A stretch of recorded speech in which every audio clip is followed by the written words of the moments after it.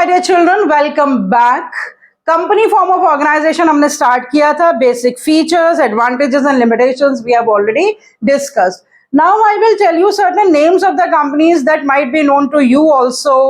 Luxor, Britannia, Steel Authority of India Limited, Bharat Heavy Electricals Limited and so on. इन सारी companies में से बच्चों कुछ कंपनीज प्राइवेट लिमिटेड कंपनीज हैं, कुछ पब्लिक लिमिटेड कंपनीज हैं. टाइप्स ऑफ कंपनीज पे हमारा यूनिट 3 डिटेल में है, लेकिन हम basic concept different types of companies का इस लेक्चर में जानेंगे. तो चलिए शुरू करते हैं. Let's connect to commerce.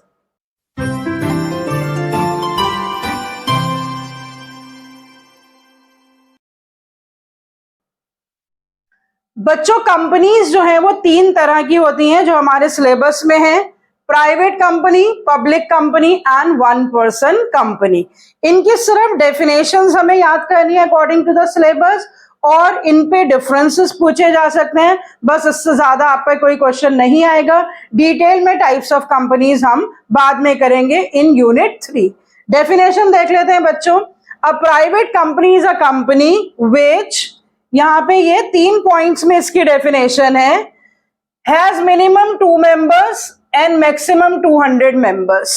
ये इसकी मेंबरशिप के बारे में डेफिनेशन में ही बताया गया है. restricts the right of the members to transfer the shares, जो अपने मेंबर्स को शेयर्स ट्रांसफर करने का राइट नहीं देती है. does not invite public to subscribe to its shares, public को इनवाइट नहीं करती है. इसके शेयर्स जो है इसके मेंबर्स ही खरीदते हैं, पब्लिक का पैसा इसमें नहीं लगाया जाता.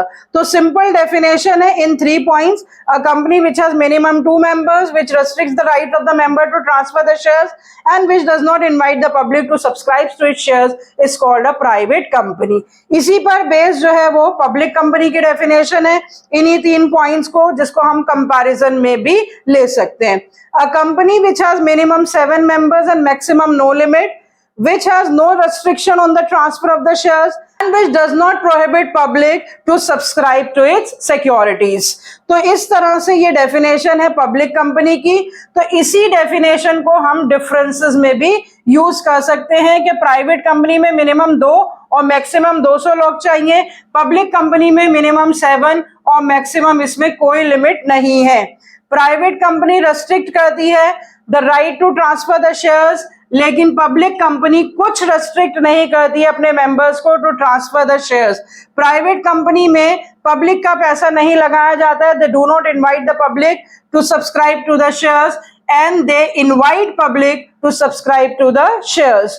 उसके अलावा बच्चों कुछ प्रिविलेजेस हैं जो कि प्राइवेट कंपनी एंजॉय करती है as compare to the public company. वो प्रिविलेजेस क्या है उसको भी हम डिफरेंसेस में यूज कर सकते हैं कि प्राइवेट कंपनी में सिर्फ 2 डायरेक्टर्स चाहिए होते हैं और पब्लिक कंपनी में 3 डायरेक्टर्स चाहिए होते हैं. प्राइवेट कंपनी को इंडेक्स ऑफ मेंबर्स जो है वो नहीं बनाना पड़ता, पब्लिक कंपनी को अपना इंडेक्स ऑफ मेंबर्स बनाना पड़ता है, कंपलसरी है. प्राइवेट कंपनी प्रोस्पेक्टस इशू नहीं करती है. सीधी सी बात है, जब वो पब्लिक को इनवाइट ही नहीं कर रहे हैं to subscribe to the securities तो उनको प्रोस्पेक्टस इशू करने की भी जरूरत नहीं है.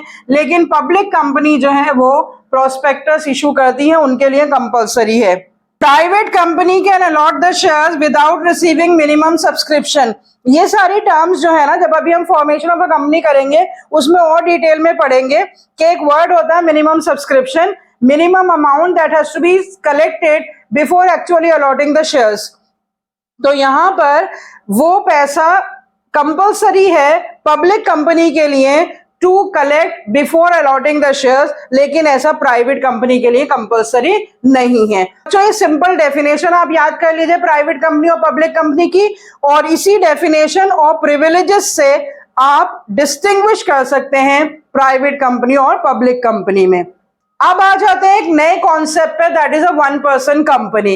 इस तरह की कंपनीज पहले अलाउड नहीं थी. कंपनीज एक्ट 2013 में अमेंडमेंट्स हुए और उसके बाद 1 पर्सन कंपनी जो है वो अलाउ की गई. हमने देखा बच्चों के सोल ट्रेडरशिप के बहुत सारे ड्रॉबैक्स हैं कि उसमें फंड्स जो हैं वो लिमिटेड होते हैं, मैनेजरियल एफिशिएंसी नहीं होती, लायबिलिटी अनलिमिटेड होती है. इसी तरह से कंपनी फॉर्म ऑफ ऑर्गेनाइजेशन के कुछ फायदे हैं, लेकिन उसके भी कुछ ड्रॉबैक्स हैं, लेंदी प्रोसीजर्स होते हैं। ऐसा सॉल्यूशन ढूंढा गया कि जिसमें सोल प्रोप्राइटरशिप के ड्रॉबैक्स और कंपनी के ड्रॉबैक्स को हटाकर सोल प्रोप्राइटरशिप के और कंपनी के जो फायदे हैं उनको इनकलकेट कर दिया जाए। और उसका सॉल्यूशन क्या निकल कर आया? One person company. One person company की डेफिनेशन क्या है? A company with only one person as a member. उसका ओनर एक ही है, वही कंपनी का शेयर होल्डर है, और उसके लिए क्या रेस्ट्रिक्शंस हैं? Who is the Indian citizen and resident in India, and who is the only shareholder of the company and he avails all the benefits of a private limited company। तो वो सारे benefits जो एक private limited company को होते हैं वो one person company को भी होंगे और shareholder single होगा। तो small entrepreneurship को, small scale business को प्रमोट करने के लिए ये one person company जो अलाउ की गई। बहुत सारे real life examples private companies की सक्सेस के, पब्लिक कंपनीज के, वन पर्सन कंपनीज कौन कौन सी हैं जो अपकमिंग हैं या जो रिसेंटली एस्टैब्लिश हुई हैं, वो सारी एक मोटिवेटर का काम करती है। You can go and search in the Google. एक जो आपके साथ केस शेयर करना चाहती हूँ बच्चों, वो केस एनसीईआरटी में दे रखा है लक्सर प्राइवेट लिमिटेड का। The case given here students is regarding Laksar writing instruments private limited. I am reading a case before you so that I don't miss out even a single line. In the year 1963, a young gentleman armed with the power of hard work and ambition, he started a new era in the field of writing instruments. At a tender age of 19, he started a small manual assembly shop in Sadar Bazaar area in New Delhi, where he manufactured fountain pens under the name Luxor Writing Instruments Private Limited. Luxor Writing Instruments Private Limited has largest share of the market, over 20%, with turnover pushing beyond 150 crores. As of today, Luxor is a leading manufacturer and exporter of writing instruments from India.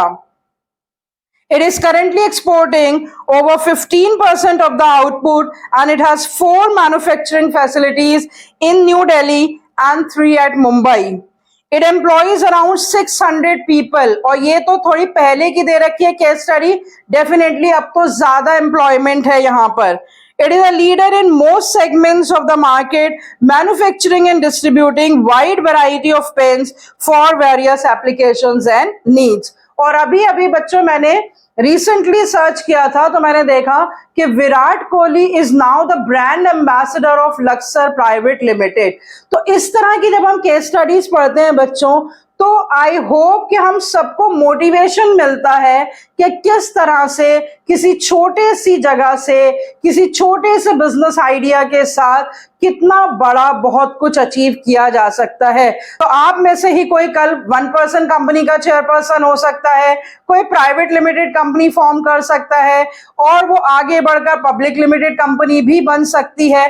तो और जानकारी इकट्ठी करिए बच्चों types of companies के बारे में, और मोटिवेटेड रहिए कि being a part of commerce fraternity you have to contribute to the Indian economy and to the growth and development of the country a lot.